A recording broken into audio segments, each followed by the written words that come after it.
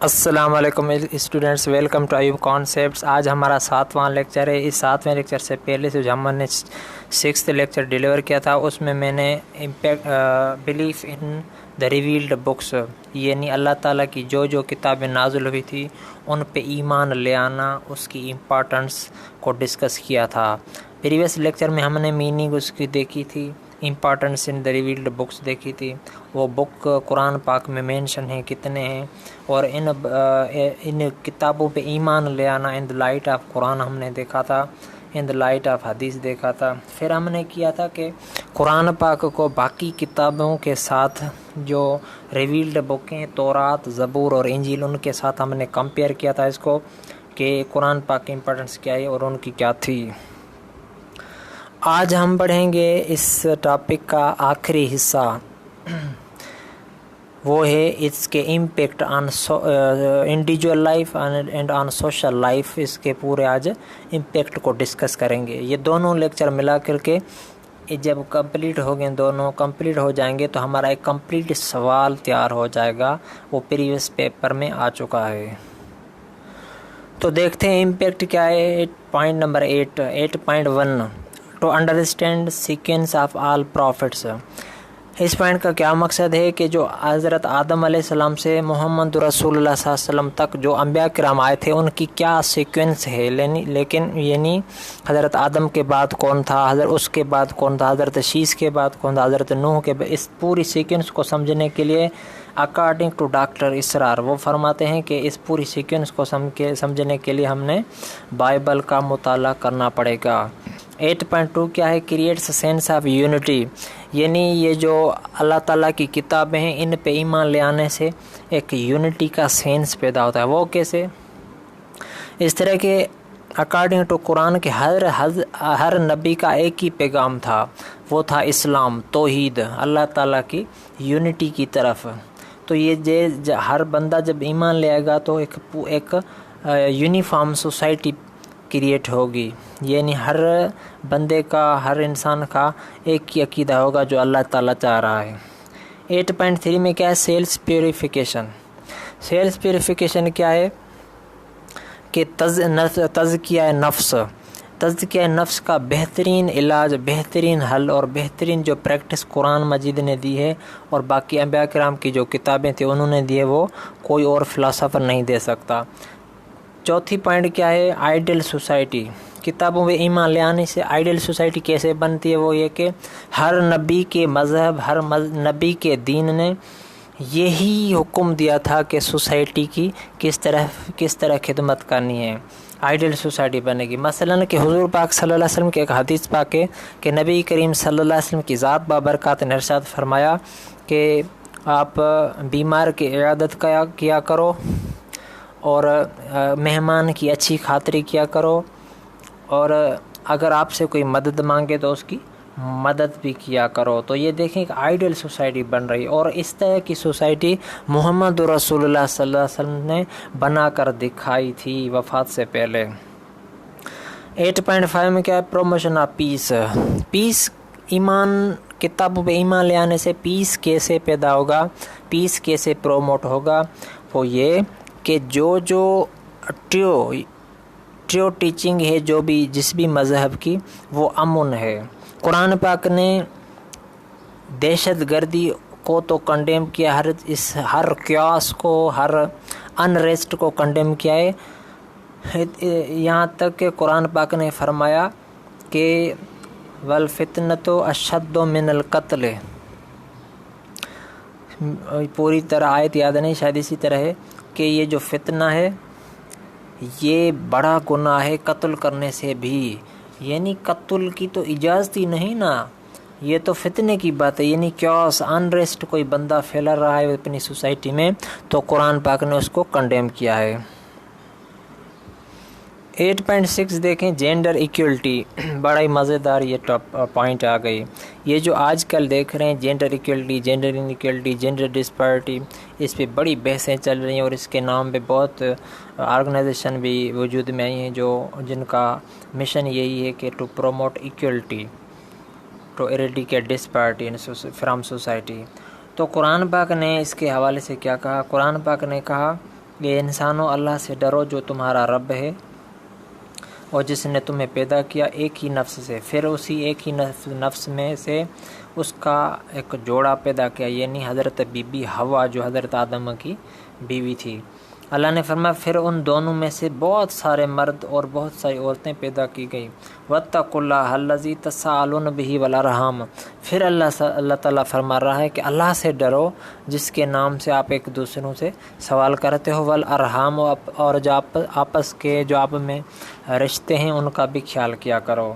تو دیکھیں اس میں جینڈر ایکویلٹی کو کس طرح پروموٹ کیا جا رہا ہے۔ قرآن پاک کی نظر میں پائس بندہ یا متقی بندہ یا سب سے سپیریئر بندہ وہی ہے جس کے اعمال اچھے ہیں۔ متقی بندہ ہی، وہ مرد بھی ہو سکتی ہے، عورت بھی ہو سکتی ہے۔ حضرت عمر رضی اللہ تعالیٰ عنہ کو ایک عورت کھڑی ہو کے جو مجمع میں کہا تھا کہ عمر تم کون ہوتے ہو کہ عورتوں کا یہ جو حکم اور کم کرنے والے۔ اب اس میں سے آپ اندازہ لگا سکتے ہیں کہ جس محفل میں حضرت عمر خطاب کر رہے تھے اسی پردے میں ہی ہوں گی عورت بھی بیٹھی تھی، یعنی ڈیسیشن میکنگ پروسیس میں عورت بھی تھی۔ تو یہ جینڈر ایکویلٹی کا اسلام نے درس دیا ہے۔ 8.7 میں کیا ہے کہ sense of civilisation and culture, یہ سویلائزڈ نیشن کیسے وجود میں آتی ہیں، یہ تعلیم سے آتی ہیں۔ ماڈرن سائنس اینڈ ٹیکنالوجی اور ایک ایٹیکیٹ، سوشل بیہیویئر اچھے ہونے چاہیے۔ اس طرح کی سوسائٹی کو بھی اسلام یا جو بھی ریویلڈ بک ہیں انہوں نے اس طرح کی سوسائٹی کا بھی درس دیا۔ وہ کیسے؟ میں ایک ہی ایگزامپل لے لیتا ہوں۔ حضور پاک حضرت محمد مصطفیٰ صلی اللہ علیہ وسلم پہ جو فرسٹ وحی نازل ہوئی اس میں اللہ تعالیٰ نے پوری تعلیم کا حکم دیا، پوری ایک تعلیم کا نظام دیا۔ اقرأ بسم ربک الذی خلق، خلق الانسان من علق۔ یہ 5 آیتیں نازل ہوئی تھی۔ According to doctor Tahir ul-Qadri, وہ کہتے ہیں کہ اسی 5 آیات میں سے اللہ تعالیٰ نے پوری ایک سوسائٹی، سویلائزڈ سوسائٹی اور کلچرڈ سوسائٹی کو وجود دیا ہے۔ تو دیکھیں نا، اس میں بایولوجی بھی آ جاتی ہے، باقی ایجوکیشن اور ماڈرن سائنس، ہر چیز۔ اقرأ بسم ربک الذی، جو فرسٹ 5 آیات ہیں ان میں آپ پڑھ سکتے ہیں۔ تو یہ پوری سوسائٹی کو، سویلائزڈ اور کلچرڈ سوسائٹی کو وجود ملتا ہے ان پہ ایمان لے آنے سے۔ اب 8.4 کیا ہے؟ Gender based violence. یہ آج کل کا بڑا ایک مسئلہ چل رہا ہے، جینڈر بیسڈ وائیولنس۔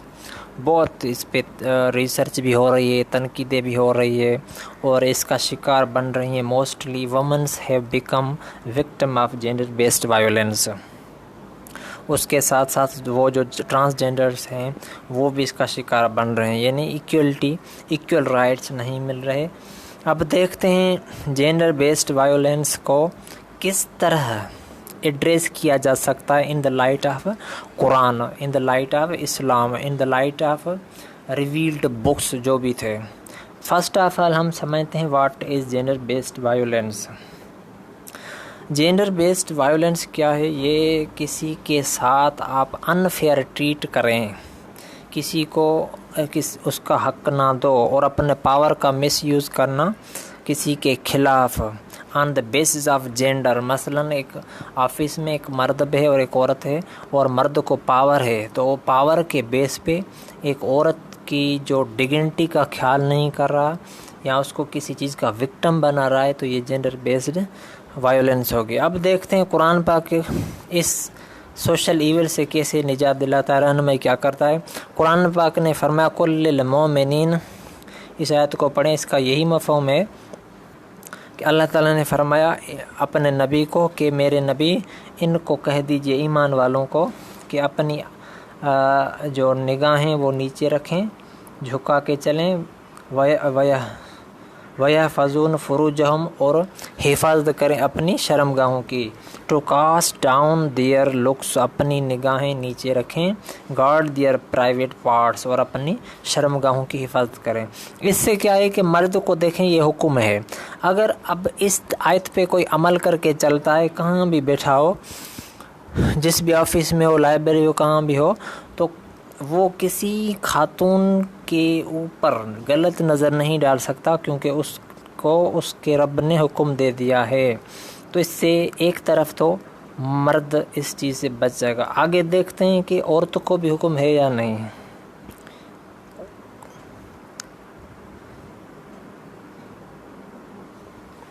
اب دیکھیں نا، قرآن پاک نے ایٹ دا سیم ٹائم عورتوں کی بھی حکم دیا کہ اللہ تعالیٰ نے فرمایا اپنے نبی کو، میرے نبی کہہ دیجئے ایمان والی عورتوں کو کہ اپنی نگاہوں کی حفاظت کریں اور اپنی شرمگاہوں کی بھی حفاظت کریں۔ ساتھ ساتھ اللہ نے فرمایا وَلَا يُبْدِينَ زِينَتُهُنَّ، ان اپنا جو ان کا زینت ہے وہ اس کو ظاہر نہ کریں، إِلَّا مَا ظَهَرَ مِنْهَا، سوائے اس کے جو خود بخود ظاہر ہو رہا ہے۔ مطلب اس پوری آیت کا یہ کہ عورتیں اور مرد دونوں اگر اپنی ان چیزوں کی حفاظت کریں گے، نگاہوں کی اور شرمگاہوں کی، تو ایک پیسفل سوسائٹی ہو جائے گی اور کوئی بھی کسی کو وکٹم آف وائیولنس نہیں بنا سکتا اگر ان پہ پورا صحیح ایمان ہو تو۔ اچھا جی، اب آتے کنکلوژن کی طرف۔ کنکلوژن کیا ہے کہ یہ جو ریویلڈ بکس ان پہ ایمان ہے یہ ضروری ہے۔ وہ ریویلڈ بکس بھی ہو سکتے ہیں، صحیفے بھی ہو سکتے ہیں، جو حضور پاک صلی اللہ علیہ وسلم نے بتائے ہیں ان انبیاء کرام پہ اور ان کی کتابوں پہ ایمان لے آنا فرض عین ہے، ضروری ہے۔ اور جو ان کے جو لاز، رولز اور ریگولیشن دیے گئے تھے وہ اللہ تعالیٰ کے بنائے ہوئے ہیں، تو جب ان پہ ایمان لے آئے گا بندہ اور ان کو فالو کرے گا تو ظاہری بات ہے اس سے